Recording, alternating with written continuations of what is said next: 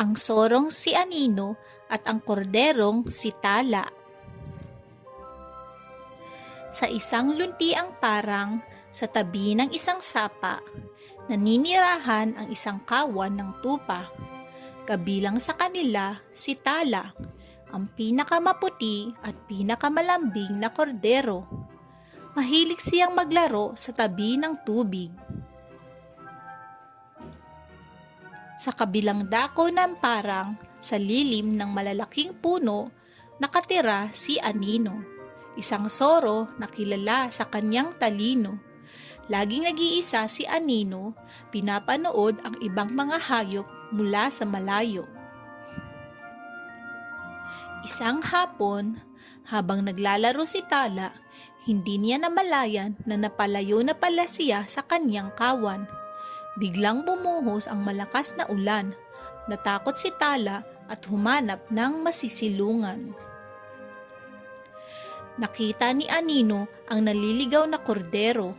Alam niyang dapat katakutan ng mga tupa ang mga soro, ngunit naawa siya sa nanginginig na si Tala.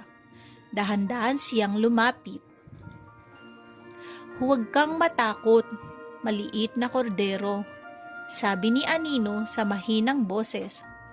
"Sumilong muna tayo sa aking lungga hanggang tumila ang ulan." Nagulat si Tala, ngunit sumunod siya. Sa loob ng lungga, mainit at tuyo, ibinahagi ni Anino ang ilang mga berry na kanyang naipon. Nagkwentuhan sila habang hinihintay ang pagtila ng ulan. Nalaman ni Tala na hindi pala masama si Anino. Nang tumila ang ulan, lumabas na sila. Isang magandang bahaghari ang sumalubong sa kanila sa kalangitan. "Halika, ihahatid na kita," sabi ni Anino. Itinuro ni Anino ang daan pabalik sa kawan ni Tala.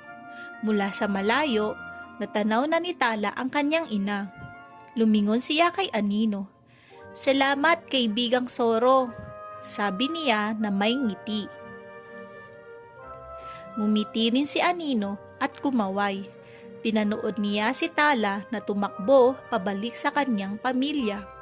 Masaya siya dahil nakahanap siya ng isang bagong kaibigan. Mula noon, madalas nang magkita sina Anino at Tala sa tabi ng sapa. Pinakita nila sa lahat na ang isang soro at isang kordero ay maaaring maging matalik na magkaibigan. Mabuting aral sa kwento. Lahat ng tao ay pantay-pantay sa mata ng Diyos.